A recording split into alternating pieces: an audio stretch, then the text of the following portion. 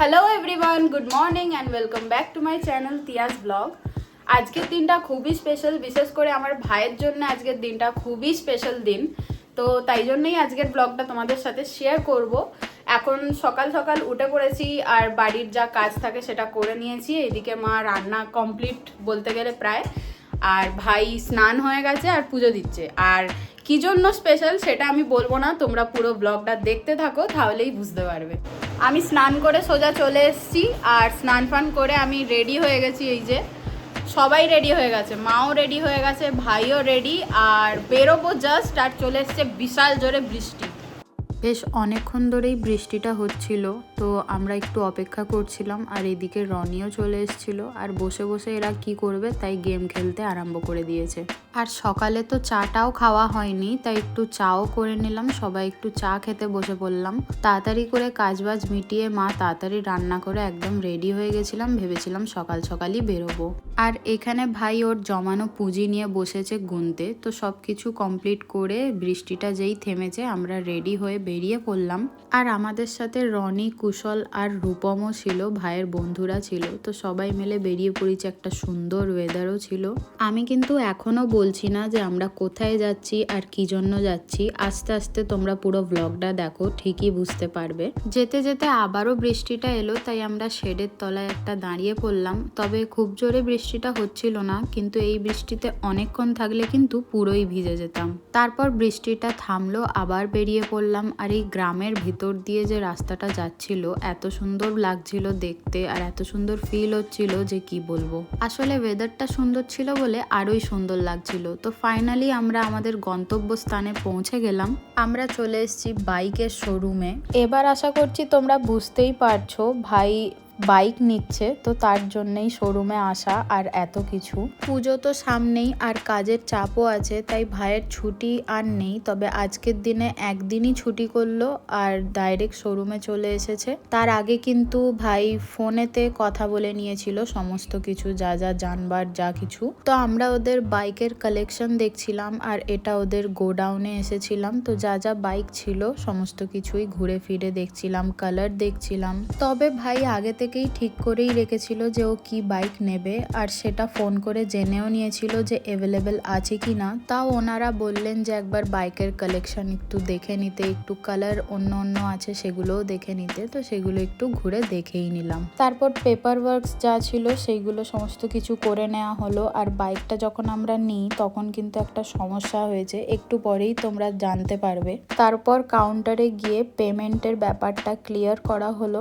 আর bike কিংবা scooty নিলে showroom থেকে তো একটা হেলমেট ফ্রি দেয়, তোমরা জানো। তো সেটাও একটু চুজ করে দেখে নিল আর নিয়ে নিল। এই হেলমেটের কোয়ালিটিগুলো খুব একটা বেশি ভালো হয় না, ফ্রি যেহেতু দেয় তাই খুব একটা ভালোও দেয় না। তো তারই মধ্যে নিয়ে নেওয়া হলো। ফার্স্টে ভাবলাম যে একটা লেডিস হেলমেট নিয়ে নেবো, কারণ ভাইয়ের তো একটা ভালো হেলমেট অলরেডি আছে, সেটা লাগবে না। কিন্তু লেডিস হেলমেট খুব একটা ভালো ছিল না, তার থেকে এই হেলমেটটা ভালো লাগছিল। তো ভাইকে বললাম এটাই নিয়ে নে। আর এই হচ্ছে সেই সমস্যাটা, গাড়িটা যখন বের করে আমাদেরকে দেয় তখন দেখি এর মধ্যে বেশ স্ক্র্যাচ আছে, কিছু দাগ আছে। তো সেটা আমাদেরকে ফার্স্টে দেখানো হয়নি গাড়িটা, আর এটা আমাদেরও ভুল ছিল যে আমরা বিল করার আগে গাড়ি একবার দেখে নিইনি। আসলে এখান থেকে আমরা আগেও গাড়ি নিয়েছি, তাই এই রকম একটা সমস্যা হবে সেটা বুঝতে পারিনি।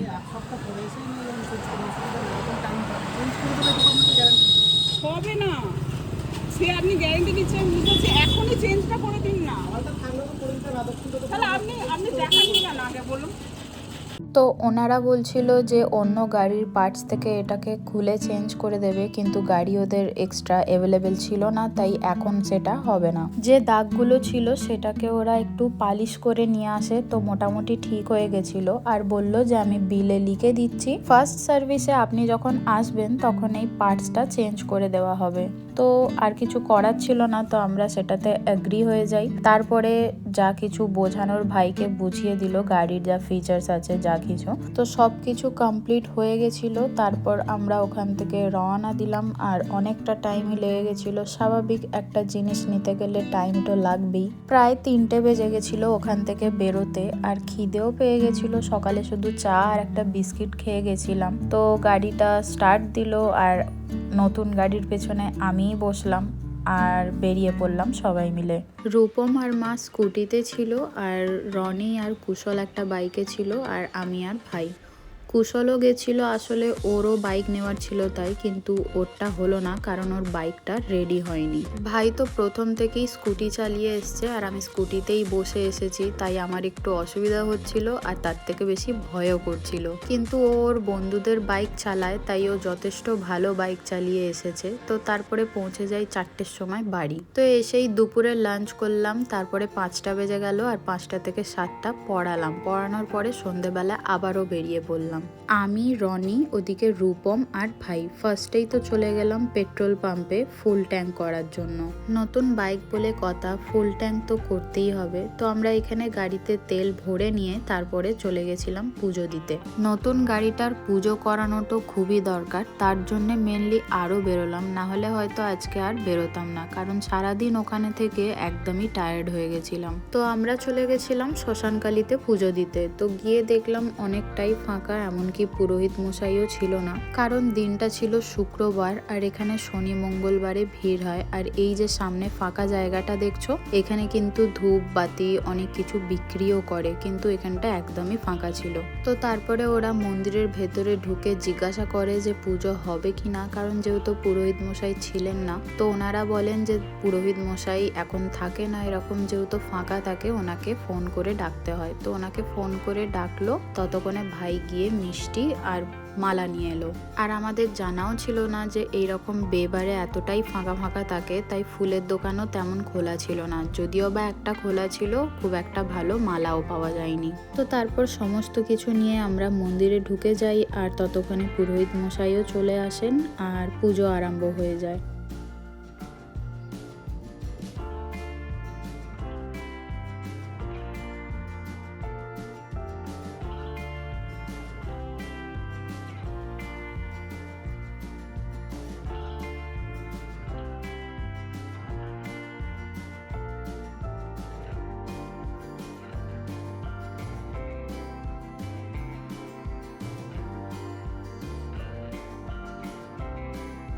তো পুরোহিত মশাইয়ের পুজো কমপ্লিট হওয়ার পরে ভাইকে বুঝিয়ে দেয় যে ও কি কি করবে। তো ফার্স্টেই মাকে ধূপ বাতি ঘুরিয়ে দেখিয়ে তারপরে এই দিকে শিবের মন্দির ছিল, তো শিব ঠাকুরকে এই দিকে দেখিয়ে তারপরে বাইকটাকে ভালো করে ঘুরিয়ে নিতে বলেছিল।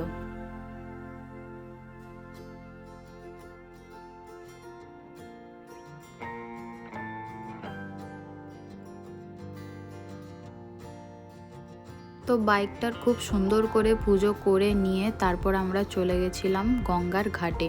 ঘাটে গিয়ে কিছুক্ষণ একটু সবাই মিলে আড্ডা মারলাম, একটু হাসি ঠাট্টা হলো, একটু চা খেলাম, তারপরে একটু কেকও খেলাম। তো সবাই মিলে আড্ডা গল্প করে তারপরে বাড়ির জন্য রওনা হলাম। তো ফার্স্টে রূপমকে রূপমের বাড়ির গলির সামনে ছেড়ে দিই, আর তারপরে আমি, রনি আর ভাই বাড়ি ঢুকে গেলাম। কেমন লাগছে তোর গাড়িটা নিয়ে? খুব আনন্দ হচ্ছে, খুব হ্যাপি আমি আজকে, মানে কি বলবো, বলে বোঝাতে পারবো না, এত হ্যাপি।